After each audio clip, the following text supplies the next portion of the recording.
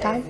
Então vamos dar início ao nosso curso hoje de contribuinte individual. Então eu queria dar bom dia e boas-vindas ao pessoal que está presencial aqui, que está online, que está entrando aí pela nossa plataforma. E hoje estamos aqui e é um dia especial, porque hoje até a reforma são todos dias especiais para nós, advogados previdenciários, que temos que correr atrás do tempo, porque vem a reforma e vai alterar as regras da aposentadoria. Então o que nós precisamos fazer é o quê?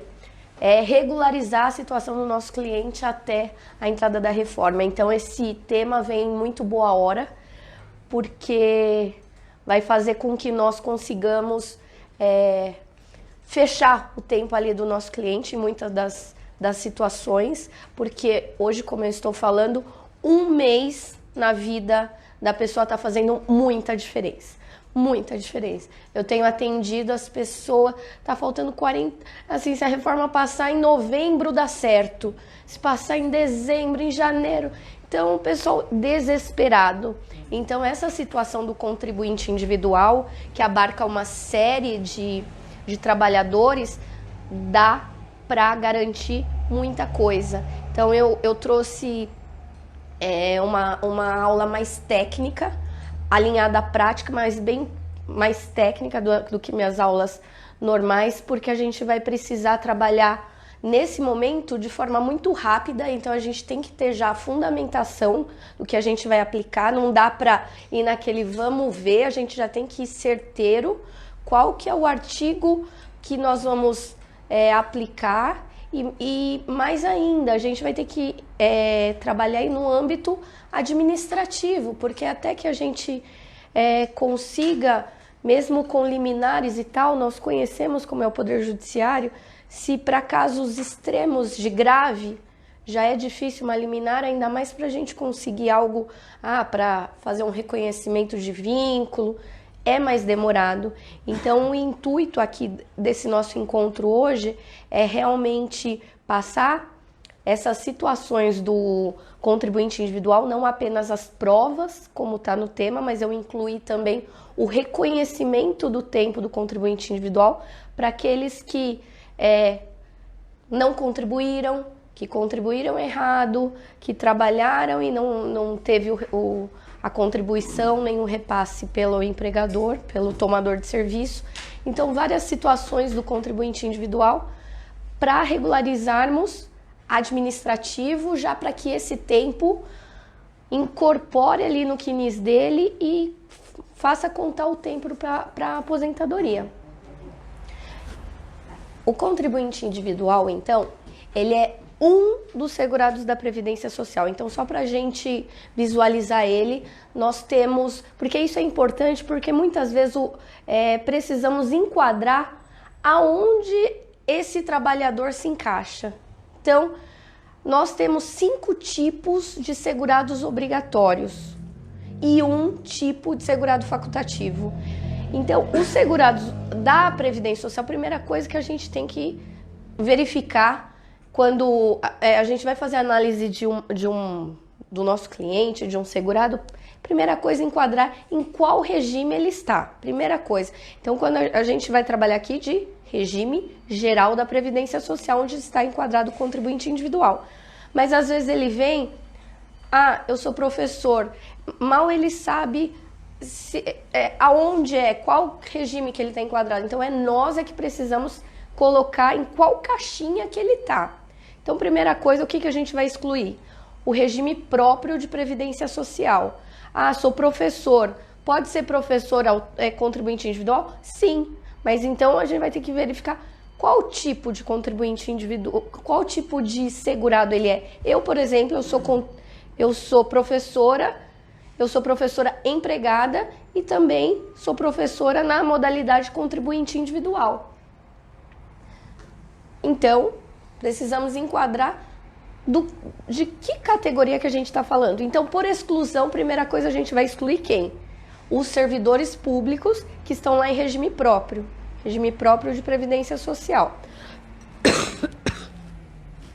Regime próprio, vamos excluir os militares.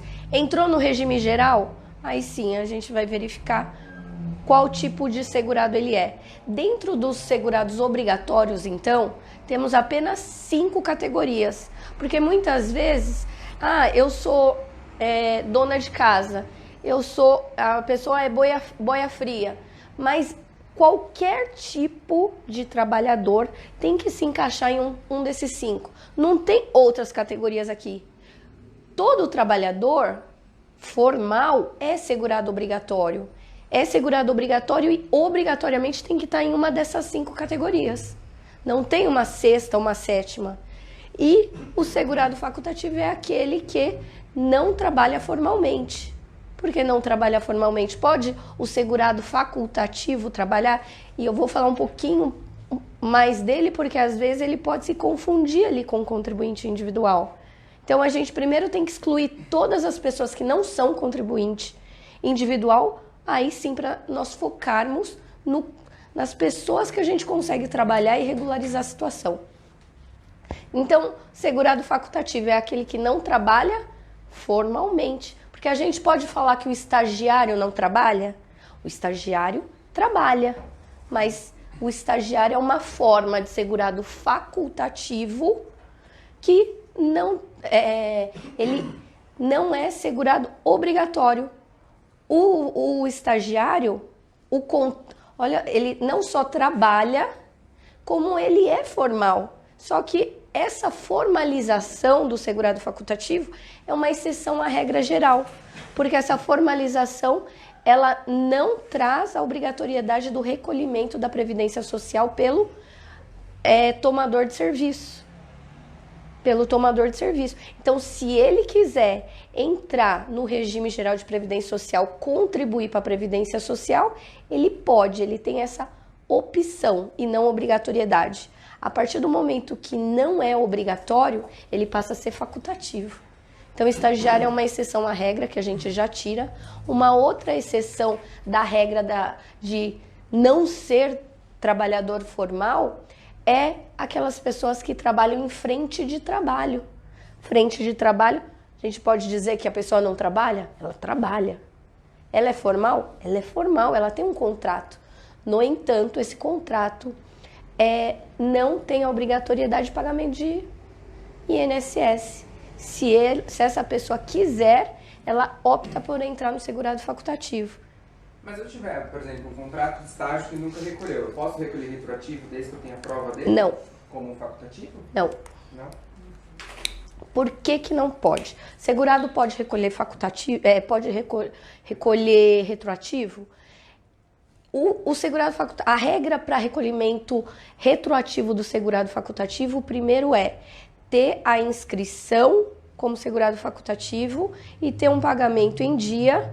E aí, quando que pode? Então, eu tive uma contribuição lá em 2015. Fiz uma inscrição, contribuí um mês, porque o segurado facultativo, o próprio nome diz, ele tem a opção de entrar no sistema e quando ele opta em entrar, já vem junto a obrigação de recolher. Só que cada mês abre essa possibilidade para ele. Conta. Aí, por exemplo, ele pagou uma. Aí, artigo 15 da Lei 8.213 fala das perdas da qualidade de segurado.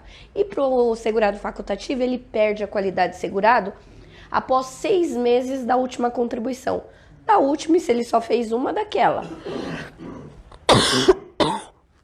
Então, o segurado facultativo, ele pode pagar os atrasados desde que ele tenha feito uma contribuição em dia e não tenha perdido a qualidade de segurado. Então, se estiver dentro de 6 meses. Então, em 2015, a gente não vai contar agora, 2015 para agora. Não, a gente vai contar do próximo vínculo dele após aquela contribuição de facultativo. Então, vamos pensar. Janeiro de 2015, ele recolheu uma de facultativo. Aí, em maio, ele começa a trabalhar registrado. Em maio, ele tem um outro vínculo. Qualquer um desses aqui de obrigatório. De janeiro, então ele pagou janeiro, teria fevereiro, março e abril. E ele entrou em maio. ele começou a contribuir em maio.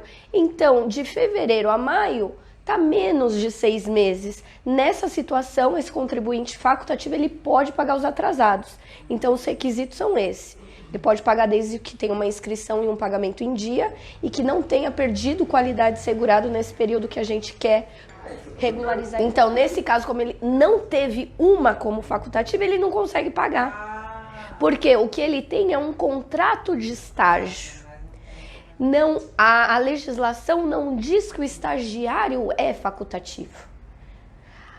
Eu trago o estagiário como um exemplo de um trabalhador que não tem proteção previdenciária, que se ele quiser, ele tem que fazer a inscrição dele. Então, nesse caso, se ele pagou uma, ótimo. Se não pagou, não sabia. As pessoas não têm essa informação. Aí ele não consegue. Então, é uma situação que, assim como contribuinte individual, a gente tem que verificar, porque muitas pessoas estão pagando como dona de casa, e a dona de casa é um outro exemplo de segurado facultativo, e com a legislação da contribuição de 5% para a dona de casa, aumentou muito essa forma de contribuição, mas não deixa de ser contribuinte facultativo, e aí segue essas regras. Perde qualidade de segurado com 6 meses, lembrando que vai pagar no 7º, no dia 15 do 8º mês. E aí, o que é importante nessa de baixa renda, que é a da dona de casa, que tem acontecido muito, que é uma das situações. Eu vou terminar essa aula falando de planejamento previdenciário rapidamente, porque tudo isso que a gente está falando é para a gente planejar, e antes eu falava assim, aula de planejamento previdenciário, para nós verificarmos o melhor benefício para o nosso cliente. Agora não, é o planejamento para conseguir um benefício antes da reforma.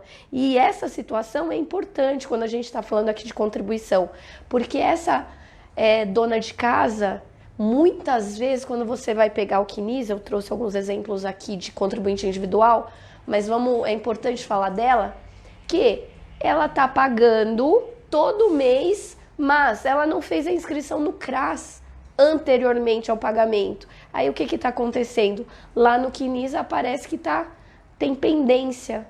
Sempre que no CNIS tiver pendências, não está sendo aceito aquele período. Para esse período ser computado no cálculo da aposentadoria, vai ter que ser regularizado antes. Então, uma das situações muito comum que eu tô pegando é da dona de casa que ou não fez a inscrição no CRAS antes, que é um requisito obrigatório. Ela vai no CRAS e tem que ter o cadastro no CAD único. E como é que resolve nesse caso? Aí, nesse caso, tem duas hipóteses que a gente está conseguindo resolver. A mais rápida é pagar a diferença de 5 para 11, se for aposentadoria por idade, ou de 5 para 20. Muitas situações eu estou pagando de 5 para 20 quando é caso de aposentadoria por tempo de contribuição. Porque sempre que houver uma contribuição que a alíquota não for a cheia 20%, não contabiliza esse tempo para aposentadoria por contribuição. Então tem a hipótese de pagar a diferença, seja de 5 para 20, de 11 para 20. Então, segurado facultativo, então só para dar porque é importante, e aí é para a gente entrar no contribuinte individual. Então tá aqui os segurados obrigatórios, contribuinte individual é uma das espécies de segurados obrigatórios. E aí, a legislação que a gente vai utilizar, porque tem muita gente que está entrando no direito previdenciário agora, a gente não ouve outra coisa que não direito previdenciário, então eu sei que tem muitas pessoas que, principalmente do direito do trabalho, com o nosso trabalho que a gente tem feito lá na AT, tá vindo pro direito previdenciário. Então eu vou colocar aqui aonde encontrar. Porque assim, quando a gente começa, quando comecei a atuar em direito previdenciário, não tive direito previdenciário na faculdade. Eu não sabia nem onde procurar aquilo, porque você coloca lá, quem tem direito à aposentadoria? Aí vem de regime próprio, aí vem a lei do outro estado, é muita legislação falando de previdência. Então, nós estamos focados aqui em regime geral de previdência social, regularizações, aposentadorias do INSS, e a legislação que a gente utiliza é a Lei 8.213. A 8.213 ela vai trazer o plano de benefícios, lá onde vai encontrar a legislação relacionada a todos os benefícios concedidos pelo INSS. Hoje a gente vai trabalhar bastante junto com a Lei 8.212, que é a parte de contribuição, a parte de custeio. Então, uma lei, a 8.212 de 91, traz a parte de contribuição e a Lei 8.213 é a parte de benefício. Então, sempre lembrando os princípios aqui da Previdência Social, que é a contributividade, mas a gente contribui para ter uma contrapartida. Então, são essas duas leis que nós precisamos ter. E uma outra dica, sempre que for estudar, já pega do Senado, porque todo mês, a cada 15 dias, há alguma alteração. Então, vai usar legislação previdenciária, já pega lá no site do Senado para ela vir atualizada, porque tá mudando, mesmo que a reforma não passou, todo mês tem alguma alteração. Outra normativa importante é o Decreto 3.048. O Decreto 3.048, então, ele vai explicar essas duas leis. Ele regulamenta a legislação previdenciária do INSS. E hoje aqui, como é uma aula teórica, mas já com aplicação prática, eu vou trazer muito da IN. A IN que está em vigor hoje é a IN 77 de 2015, com várias alterações até hoje também. Então, tudo que está na IN vai estar na Lei 8.200, tudo não. Mas essa parte aqui de contribuinte individual vai estar na legislação, vai estar no decreto, e a IN traz, mas ela traz com mais explicações de como essa situação ela é processada administrativamente. E como a minha ideia aqui é passar como a gente vai regularizar teoria, pegar isso daqui já, como que a gente vai fazer segunda-feira no nosso escritório, então por isso que eu trouxe muitos fundamentos da IN, que é como a gente vai efetivar essa situação no INSS, tem situações que é na Receita Federal do Brasil, então por isso que eu trouxe muito a legislação da IN. Tem uma IN da Receita Federal que fala só do contribuinte individual, a 971 de 2009. Ela só trata de contribuinte individual, as formas e os períodos que ele entra, bem legal. E ela teve recente alteração em janeiro.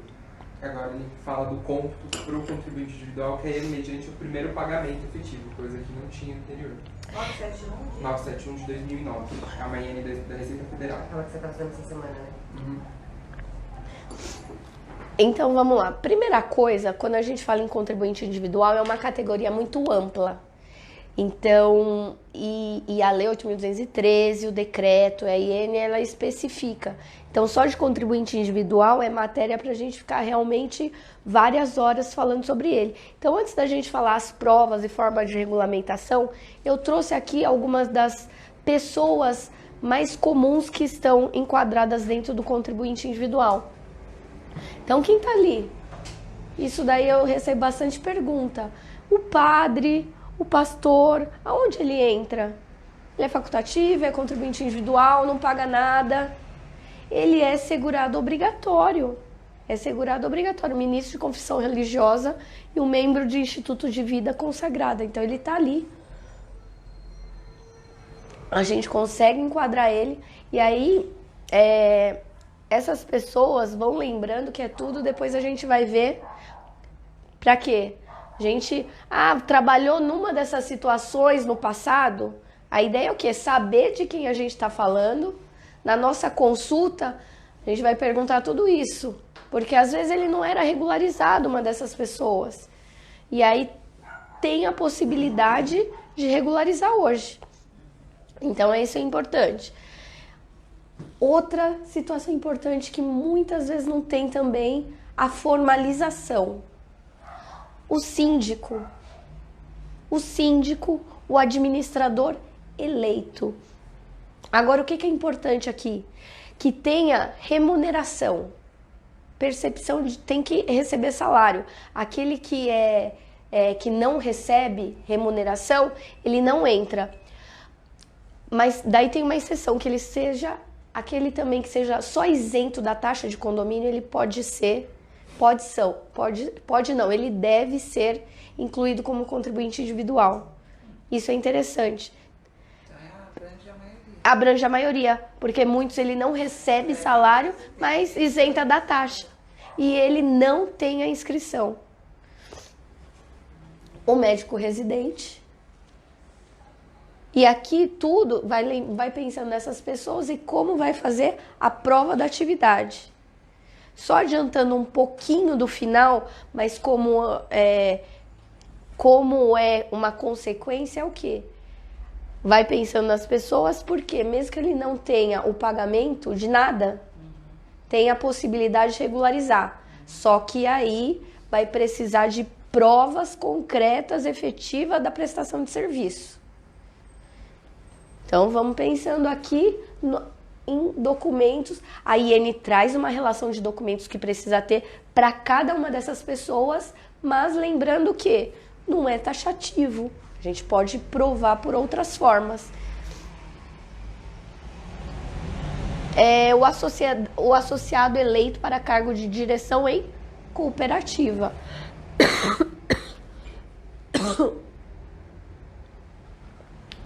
Associação ou entidade.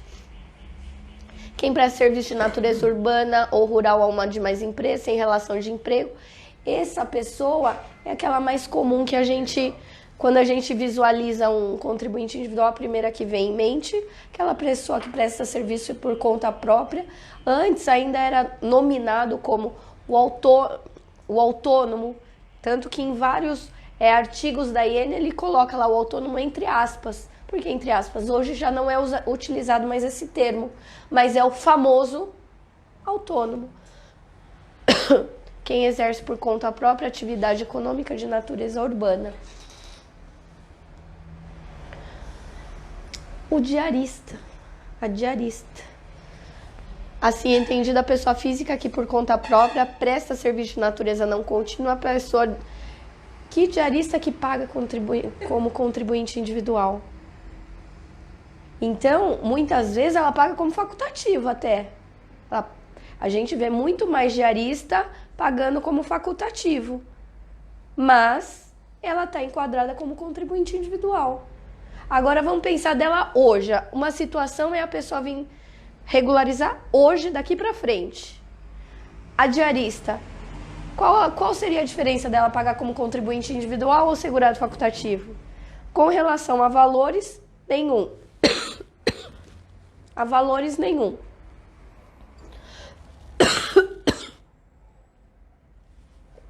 Aí muitas vezes até onde a gente orienta a pagar como segurado facultativo, que não tem que fazer prova. Se algum mês essa pessoa não conseguir pagar, ela não fica obrigada.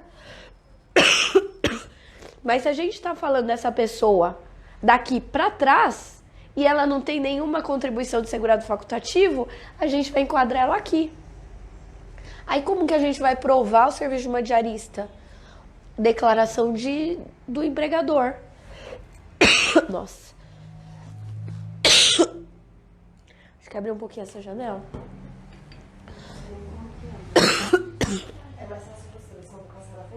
Eu não sei se vai ficar um som. Vai captar o da rua. Será que vai.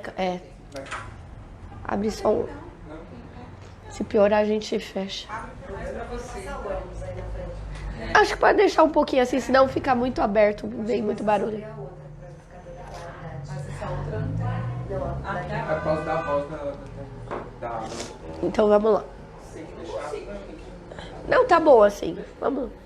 Aí o diarista. Então vamos pensar nessa pessoa que deve ter muitas mulheres aí que trabalharam por muito tempo sem pagar a contribuição. E ela tá aqui na IN 77, artigo 20. Então pensar como fazer a prova. Às vezes é em outro estado.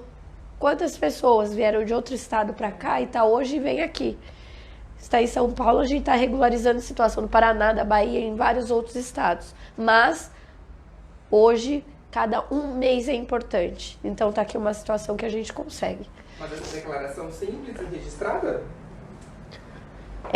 Quanto mais documentada formal é melhor. Se tiver recibo, geralmente a gente pagava pra fazer recibo, né? Pra É raro ter recibo. Se tiver recibo, ótimo. Agora vamos pensar, então assim... Não, eu digo o próprio empregador, porque por exemplo, a gente tem, eu tenho Uhum. da moça que trabalhou, a gente sempre guardou, que ela assinava os recibos de condução, tudo isso, antes dela ser empregada mesmo. Então assim, vamos pensar que aqui nós como advogados a gente tem que... E a gente é muito criativo com isso. Então aqui é o trabalho do advogado. Como que a gente vai provar? O melhor dos mundos seria o quê? Ela ter os recibos, ela ter a declaração. Só que daí a gente vai, plano B, não tem. Vai buscar o empregador. Ele não tem os recibos. Daí, tudo bem. O plano B é bom. O empregador que tem lá os recibos. Daí dá a cópia de tudo. Não tem. Faz uma declaração, pelo menos. Trabalhou de tal a tal época. Não vai ter encargo pro empregador. Ah, não tem. Aí vai acontecer. Ah, o empregador morreu, sumiu. Então é onde a gente vai dificultando a situação. E as situações que apresentam para nós no dia a dia, nos casos concretos. Mas depois quando a gente for ver na parte de provas ali, precisa de uma documentação formal da prestação de serviço. Aqui, a pessoa que trabalha em construção civil, o pedreiro. E quanta gente que está aqui? Pedreiro, pintor, eletricista, marceneiro. Quantas pessoas estão nessa situação? Aqui a gente pega muito quando vem a viúva nos procurar que ele faleceu. Ah, mas estava tanto tempo sem contribuir. Mas ele é segurado obrigatório. Associado eleito para cargos de direção... Ah, isso aqui foi falado. Isso aqui está repetido. Então, no caso de um pedreiro, por exemplo, no caso de viúva, ele era empregado, aí ele passou a perdeu a questão, trabalhava na construção civil, mas perdeu o emprego. Começou a ser pedreiro. E aí passou 3, 4 anos sendo pedreiro. Aí tem como fazer isso? Então, aí ela é uma situação diferente de quando ele está em vida. Porque tem administrativo não vai conseguir. Porque tem uma restrição que diz que não pode fazer o acerto pós-morte. Aí administrativo não consegue. Judicialmente é possível. Eu já consegui alguns casos. Não foi que trouxe a vedação da inscrição pós-morte? Ah, então não tem. A MP trouxe a vedação. Não. Se for anterior à MP, eu acho que até consegue. A MP desse ano, de janeiro. Ah, então é anterior. É anterior. Então, aqui, ele recebendo... Então, aqui tem uma... desde que receba a remuneração decorrente de trabalho da empresa. Então, quando a gente fala em segurado obrigatório, o direito previdenciário, ele trabalha com 2 institutos, que é a filiação e a inscrição. Isso é bem importante porque na hora que a gente for fundamentar isso, a gente vai ter que explicar essa situação do contribuinte individual. A proteção do trabalhador é por causa do trabalho. Então, o primeiro instituto que vem é da filiação. Quem é a pessoa filiada à Previdência Social? Então, filiação, ele entra como sinônimo de trabalho.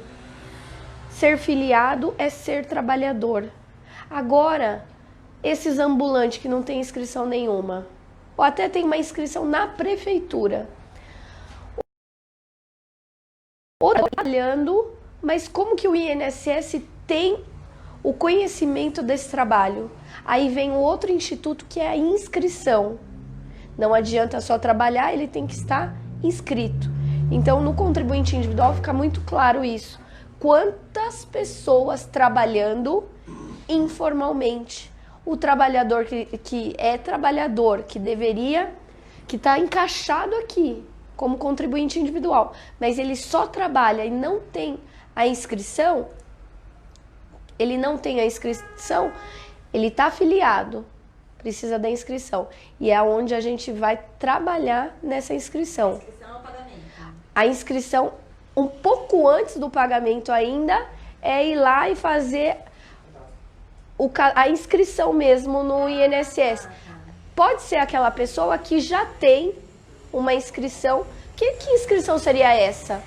Número de inscrição do trabalhador, o NIT. O que é o NIT? Número de inscrição do trabalhador. Pode acontecer da pessoa já ter sido segurada alguma vez na vida e já ter esse NIT. Porque o NIT deve ser único. A gente pega pessoas com vários NITs, mas o NIT é para ser um número só. Tanto que quando a gente pega vários NITs, a gente deve o quê? Unificar e colocar num número só. Mas a inscrição é essa. Se ele já tem um número de NIT, aí vem que seria o pagamento. Agora, se o contribuinte, o ambulante, ele nunca trabalhou, registrar, ele não tem nenhuma inscrição. Aí sim, não basta ele trabalhar, ele tem que ir lá fazer o número do NIT dele. Essa é a inscrição. Essa é a inscrição. E aí depois pagar. O carnezinho já não entra como... Isso, só que justamente para ele fazer porque o primeiro informação que a gente preenche no carnê, NIT. É que como a pessoa já trabalhou antes, o que a gente pega no NIT? O PIS. Pega o PIS, coloca lá no NIT, que é o mesmo número. Mas o PIS e o NIT é a mesma coisa? É o mesmo número. Então, é que é tão automático, mas aqui a gente está vendo, formalizando, para depois a gente poder fundamentar isso certinho. Ordem, filiação é o trabalho. Inscrição, essa inscrição na Previdência Social. Se ela já tiver anteriormente algum vínculo, ela já vai ter essa inscrição pelo NIT. Se ela não tem, ela vai fazer um número de NIT, número de inscrição trabalhador. E aí paga. A gente vai fazer um intervalinho de 10 minutos e aí voltamos.